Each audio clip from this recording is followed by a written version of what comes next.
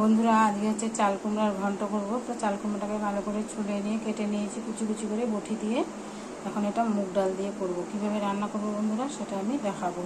বন্ধুরা, চাল কুমড়াটাকে ভালো করে ধুয়ে এরকম ঝাঁঝরির মধ্যে জল ঝরিয়ে নিয়েছি। এখন হচ্ছে কড়াইতে তেল বসিয়ে দিয়েছি।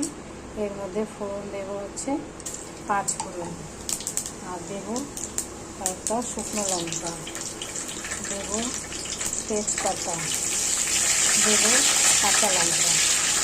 ফোড়নটা একটু হয়ে আসলে বন্ধুরা একটু মুগ ডাল দিয়ে দেবো। মুগ ডালটা ভালো করে তেলে একটু ফ্রাই করে নিয়ে তারপরে চাল কুমড়াগুলো দিয়ে দেবো।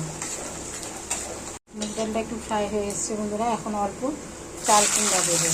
কারণ কি, এর মধ্যে কিছু মশলা অ্যাড করে এটাকে ভাজা ভাজা করে নেবো। শুধু তেলের মধ্যে মশলাটা দিলে পুড়ে যাবে, সেই জন্য এর মধ্যে অল্প একটু চাল কুমড়া দিয়ে এটাকে ভালো করে একটু ভাজা ভাজা করে নিই। এর মধ্যে একটু মশলা অ্যাড করবো, লবণ, হলুদ, জিরে গুঁড়ো, ধনে গুঁড়ো, মানে কালারের জন্য একটু কাশ্মীরি লঙ্কার গুঁড়ো, লাল লঙ্কার গুঁড়ো, সমস্ত ধরনের গুঁড়ো মশলাগুলো কিছুটা অ্যাড করবো।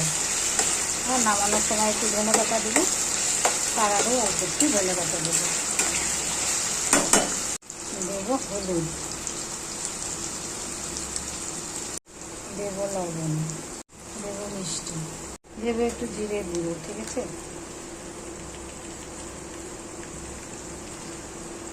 আর দেবো হচ্ছে লাল লঙ্কার গুঁড়ো, আর একটু দেবো হচ্ছে গরম মশলার গুঁড়ো, একটু ধনের গুঁড়ো অ্যাড করবো, আর একটু গোলমরিচের গুঁড়ো। সমস্ত ধরনের মশলাগুলোকে এভাবে কষিয়ে নিয়ে এখন টোটাল চাল কুমড়োটা হচ্ছে এর মধ্যে দিয়ে দেবো। ভালো করে নাড়াচাড়া করে ধিমা আছে ঢেকে রেখে দেবো।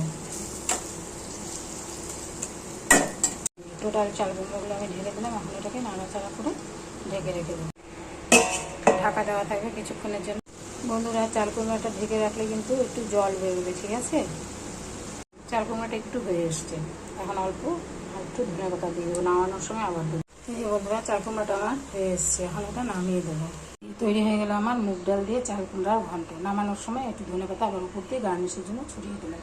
ঠিক আছে বন্ধুরা, আপনারা এইভাবে করে খাবেন। আর ভালো লাগলে অবশ্যই কিন্তু লাইক শেয়ার কমেন্ট করতে ভুলবেন না।